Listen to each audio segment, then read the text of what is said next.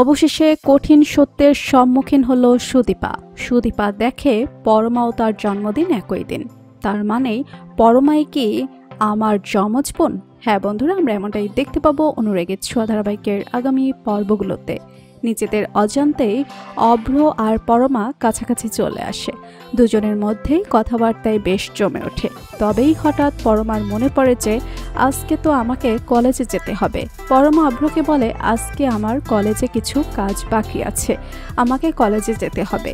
এই বিয়ের ঝামেলার কারণে আমার আর কলেজে যাওয়াই হয়নি। পরমা অভ্রকে বলে, হ্যাঁ হতে পারে আমি সুদীপার মতো অত ব্রিলিয়ান্ট স্টুডেন্ট নয়, তবে আমিও পড়াশোনা করতে চাই, আমার কলেজের কাজগুলো কমপ্লিট করতে হবে। এই বলেই পরমা রান্নাঘর থেকে বেরিয়ে যায়। অভ্র খুব খুশি হয়, পরমা আবার তার লাইফে মনোযোগ দিচ্ছে এটা ভেবেই। অভ্র ভাবতে থাকে, আমি চাই পরমা তুমি তোমার অতীতকে ঝেড়ে মুছে নিজের জীবনটা সুন্দর করে নাও। অন্যদিকে সুদীপারও মনে পড়ে তাকে তো আজ কলেজে যেতে হবে, তারও কলেজে অনেক কাজ বাকি আছে, আর ক্লাস তো শুরু হয়ে গেছে। সুদীপা আদিত্যকে বলে, মিস্টার চৌধুরী আমি আর আপনার সাথে ঝগড়া করতে পারবো না, হ্যাঁ আমি কলেজে যাচ্ছি।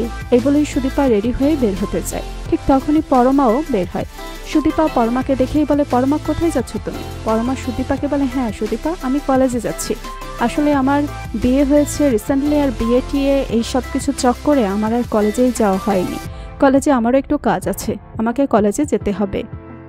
সুদীপা পরমাকে বলে, বাহ এটা তো খুব ভালো কথা, চলো তাহলে আমরা দুজন মিলেই একসাথে কলেজে যাই। তুমি ওদিক দিয়েই তোমার কলেজে চলে যাবে আর আমি মেডিকেল কলেজে চলে যাব। এই বলে সুদীপা আর পরমা একসাথে চলতে থাকে। তবে একটু হুচুট খেয়ে পড়ে যায় পরমা, সাথে পরমার হাত থেকে কাগজপত্রগুলো পড়ে যায়। সুদীপা পরমাকে বলে, দাঁড়ো আমি তুলে দিচ্ছি। এই বলেই সুদীপা ওই কাগজপত্রগুলো নিজেই তুলে দিতে যায়। তখনই একটা পেপার সুদীপার সামনে আসে। হঠাৎ ওই কাগজটা চোখে পড়ে সুদীপা চমকে যায়। সুদীপা দেখে যে পরমার জন্ম তারিখ আর তার জন্ম তারিখ এক। সুদীপা ভাবতে থাকে, কি আমার জন্ম তারিখ আর পরমার জন্ম তারিখ সেম। পরমা সুদীপাকে বলে, সুদীপা কি দেখছো তুমি ওইভাবে? সুদীপা পরমাকে বলে, পরমা তোমার জন্ম তারিখ এটা? পরমা সুদীপাকে বলে, হ্যাঁ এই তো কিছুদিন আগেই তো আমার জন্মদিন চলে গেছে।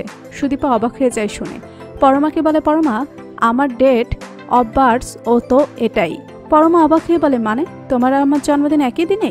সুদীপা চুপ করে থাকে আর ভাবতে থাকে এসবের মানে কি, ওর আর আমার জন্মদিন একই দিনে, এটা কি কাকতালীয় নাকি এর পেছনে কোনো যোগসূত্র আছে?